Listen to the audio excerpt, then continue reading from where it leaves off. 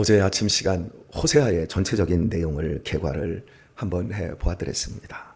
호세아 선지자가 하나님의 말씀 사역을 하기 전에 그는 결혼이라고 하는 걸 통해서 어마무시한 고통에 직면하게 되는 장면을 보았습니다. 레위기에 보면 제사장들을 향하여 또 특별히 선택된 하나님의 일꾼들을 향하여 경건하고 거룩한 여자들과 결혼하는 것을 특별히 지목하여서 말씀을 합니다. 내가 거룩하니 너희도 거룩해야 된다. 제사장들은 철저하게 그의 가족들이 하나님의 사람으로 구별이 되어야 합니다.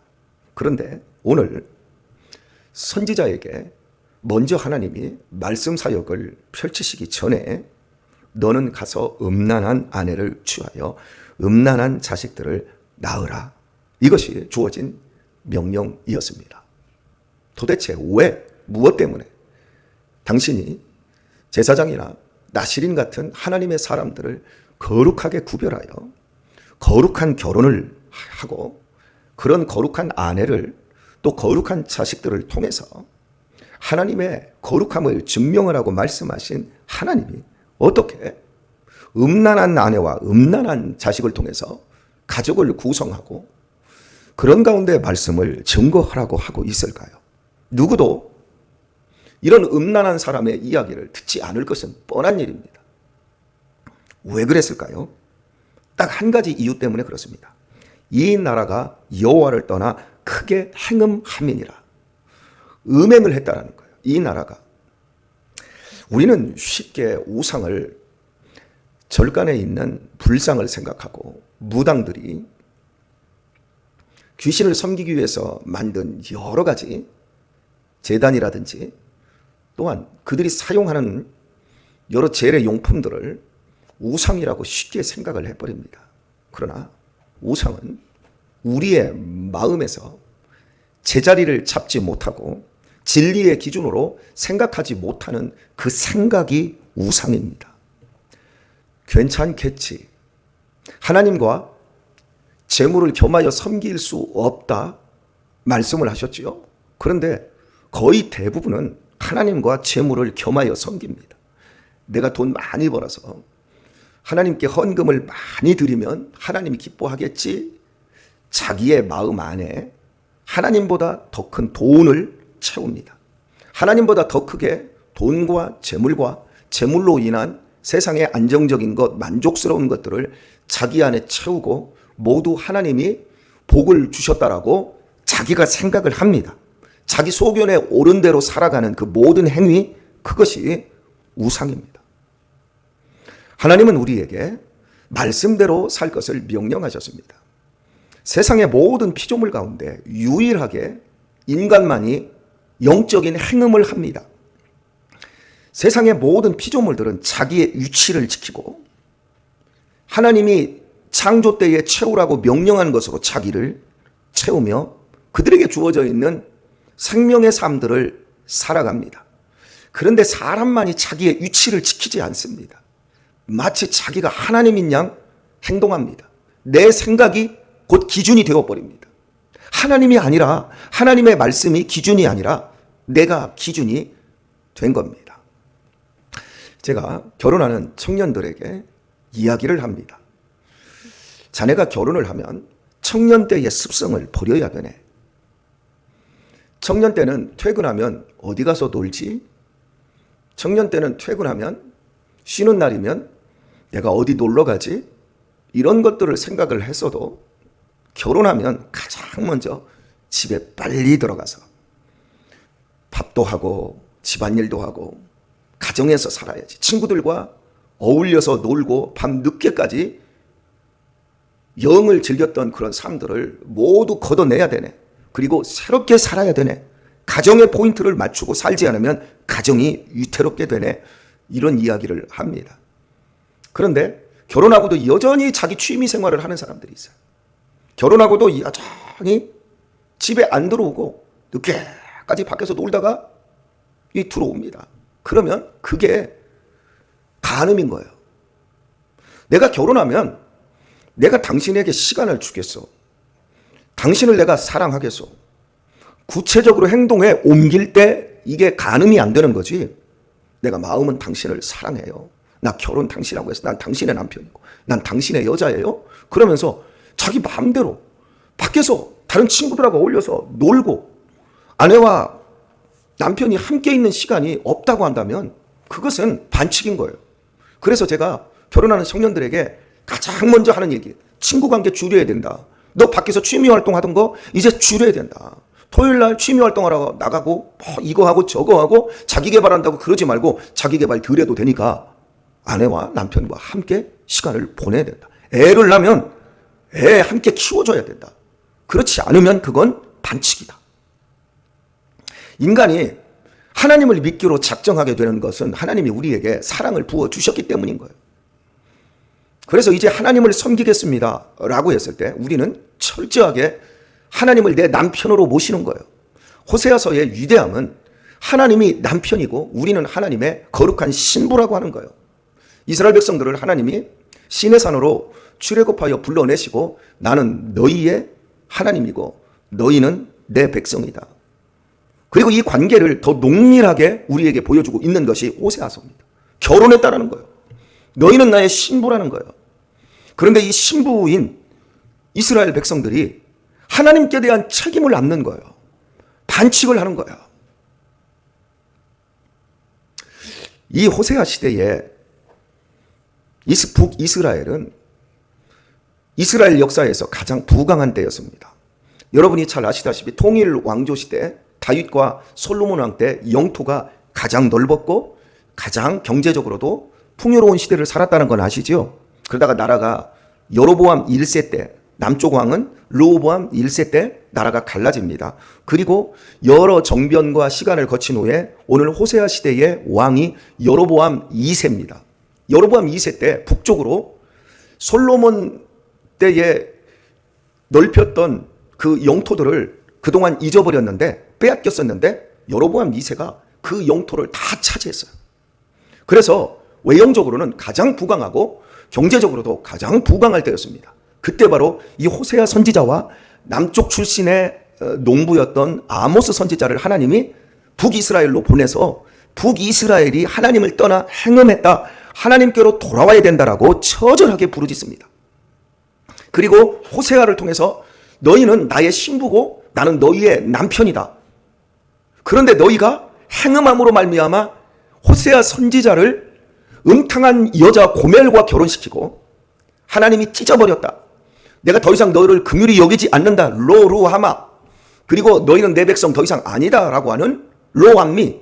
이런 자식들을 낳으라고 이야기를 합니다. 그러니까 하나님께서 거룩해야 될 선지자를 거룩하지 않음으로 내어 몰아버린 이유는 바로 너희들과 나와의 관계를 내가 지금 보여주는데 너희들이 이렇게 행음했다라고 하는 걸 나타내기를 원하는 거예요. 어제 제가 그런 얘기를 들었어요. 제 고향에 좀 제법 큰 교회가 있습니다. 그런데 담임 목사님이 또 부목사님이 11조는 구약시대에 이미 끝난 거다. 여러분 11조 안 해도 됩니다. 이렇게 설교를 하고 있다고 합니다. 왜 구약시대에 끝나요? 예수님께서도 그 회양과 박하의 11조까지도 겸하여 이거 버리지 말라. 왜요?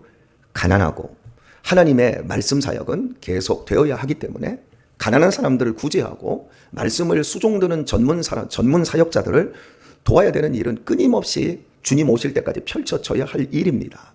그래서 주님이 이것도 버리지 말라 해서요. 그런데 11조 안 해도 된다. 그런데 그 교회의 특징이 오래된 교회이고 지역 유지들이 교회를 다 다니니까 교회가 11조를 안 내도 돈이 많은 거예요. 그러면 그렇게 설교하면 그 주변에 있는 작은 교회들은 어떻게 하라고요? 그러니까 저 교회는 11조 안 내도 된대. 야, 이게 진짜 백이야?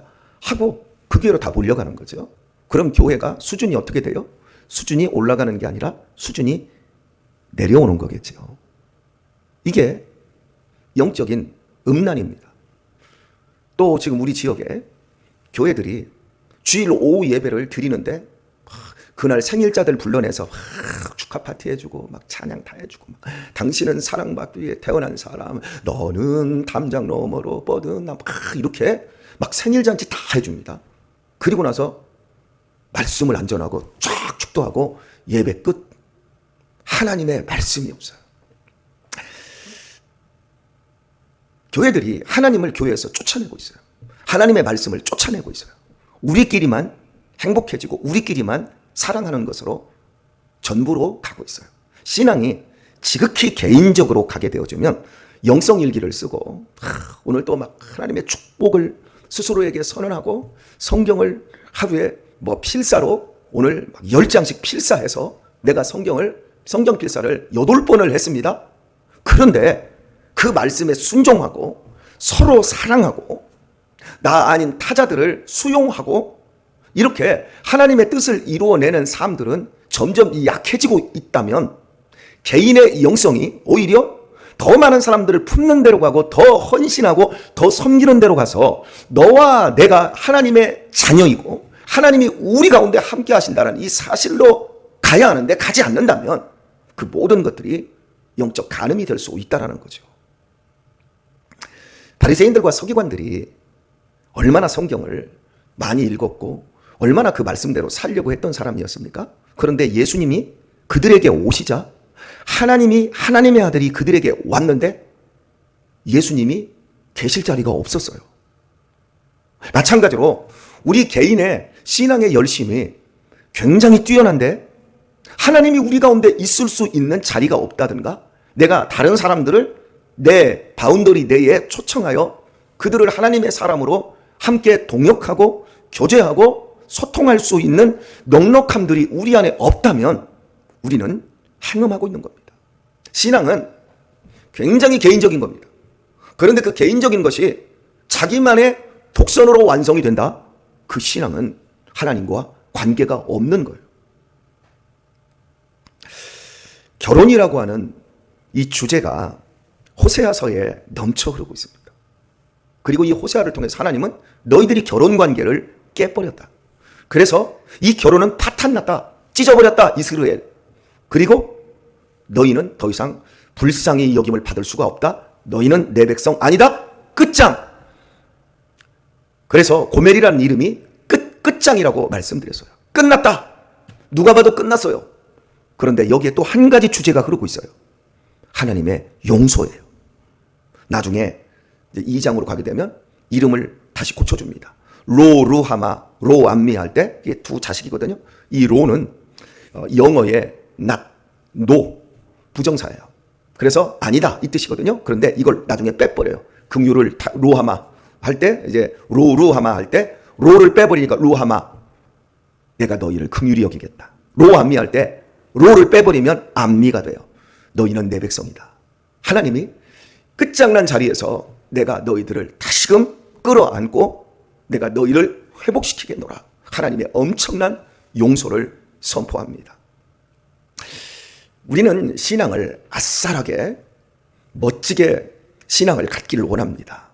흠이 없기를 원합니다. 실수하지 않기를 원합니다. 허물이 없기를 원합니다. 여러분이 가끔씩 여러분의 가정에 우환이 찾아오고 병이 찾아오면 아휴 창피해서요. 얼굴을 들 수가 없어요. 이런 표현을 써요. 그리고 연세 드신 분들은 내가 죽을 때 치매도 안 걸리고 중풍도 안 걸리고 하나님의 영광을 가리지 않아야 될 텐데 이 말씀을 하십니다. 우리 황기성 목사님도 그러셨고 조용선 목사님도 내가 하나님의 영광을 가리지 않아야 되는데 이런 표현들을 써요. 예, 여러분들도 다 그렇게 생각하실 겁니다. 신앙은 이렇게 자기 자존심과 자기 명예와 관계되어서 하나님의 영광을 이야기를 하고 있습니다. 꼭 여러분이 생각하고 원하는 대로 그렇게 되시면 좋겠습니다. 그러나 그게 그렇지 않아요.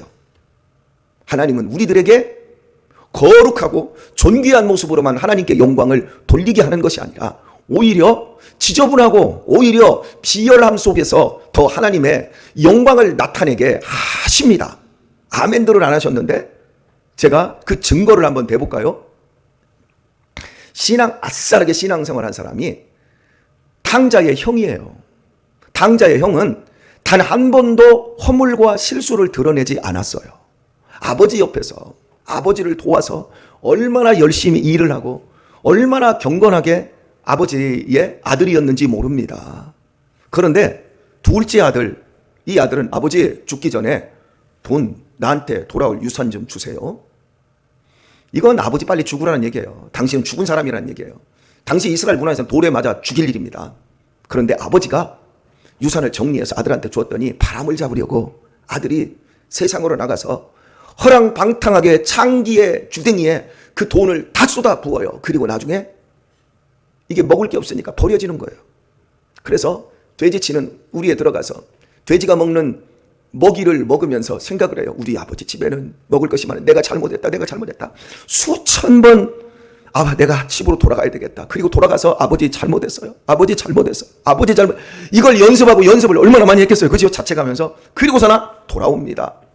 돌아왔더니 동구박 먼 상거가 먼데, 거리가 먼데 아버지가 먼저 보고 달려와서 와라 끌어안으면서 죽었다가 살아난 내 아들이 돌아왔구나 하면서 얘들아 목욕시켜라, 좋은 옷 입혀라, 가락지를 끼워라, 소잡아라 하면서 막 잔치를 벌리지 않습니까? 그때 여러분 우리가 여기서 생각해 보세요. 이 아들은 아버지 잘못했어요. 그걸 수천 번 연습했지만 아버지가 끌어안으면서 아버지 잘못했어요 했을 때 아버지가 뭐라고 했을까요? 미안하다 아들아, 미안하다. 분명히 아버지는 더 했을 거예요. 그렇다면 아버지가 나가는 시점과 그때부터 이 아들은 돌아올 때까지 그 돈을 다 탕진하기까지 이 아들은 전혀 아버지가 생각이 없었지만 나중에 쥐업 열매 먹으면서 돼지게 터지면서 그때부터 아버지를 생각할 때 잘못했어요. 이걸 연습했지만 아버지는 아들에게 돈을 주면서 나가는 순간부터 이게 잘못이라는 걸 알기 때문에 부모로서 미안하다를 수억 번 연습하다가 와라 끌어안는 그 순간 잘못했습니다.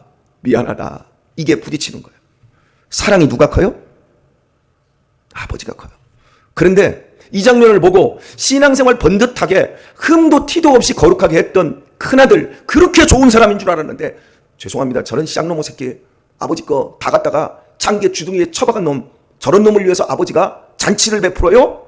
나한테는 내 친구들과 염소 한 마리 안 잡았고 잔치 한 번 안 베풀어준 분이 저런 놈의 새끼한테 해요? 그때 돌아온 둘째 아들이 어떤 기분이었을까요? 그 얘기를 들을 때 쥐구멍에라도 들어가고 싶었을 거예요. 그죠?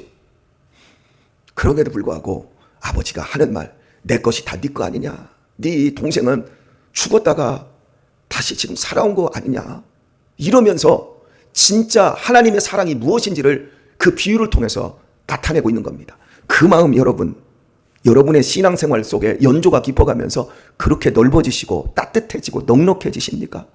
저 사람 옛날 우리 교회 배반하고 나간 사람이래. 저거 또 돌았어?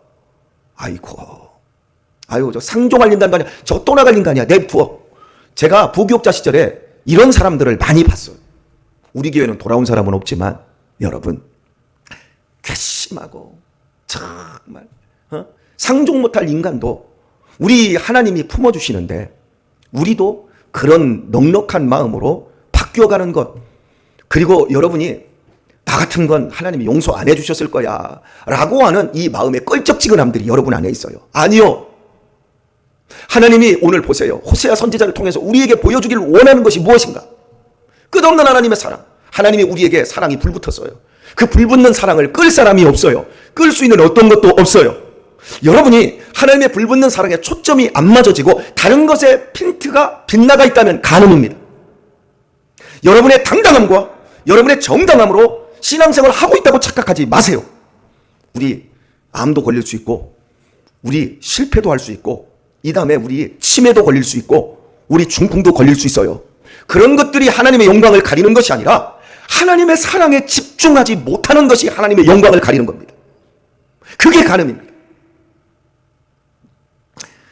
저같이 자수성가한 사람들은 비리비리한 사람을 용납을 잘 못해요. 우리 김경순 권사님 같은 분들 딱 부러지잖아요. 김연기고 아니면 아니잖아요. 아닌 사람을 절대 용납을 못해요. 그런데 우리 용납해야 돼요. 저같이 자수성가한 사람들이 다른 목사님들 게을러 터지고 유야무야한 목사님들 보면 한심스럽다. 제가 그러고 살았어요. 그런데 하나님이 그러더라고요. 내가 너한테 건강 한번 뺏어가 볼까? 그러면 너 너 지금처럼 살 수 있을 것 같아? 아, 예, 하나님 잘못했어요. 그냥 이 사람은 이 사람, 저 사람은 저 사람. 그 사람대로 하나님이 사랑하신다. 그걸 그냥 믿고 내 마음속으로 받아들이고, 여러분, 우리 모두가 하나님의 불붙는 사랑, 꺼지지 않는 그 사랑에 집중해야 합니다. 그것만이 우리를 지키고 우리의 복을 더 아름답게 살찌워 가는 일입니다. 오늘도 불붙는 하나님의 사랑을 여러분 주목하시고 그 사랑 안에서 하루를 넉넉하고 너그럽고 따뜻하게 승리하는 귀한 하루 되시기를 예수님의 이름으로 축복합니다.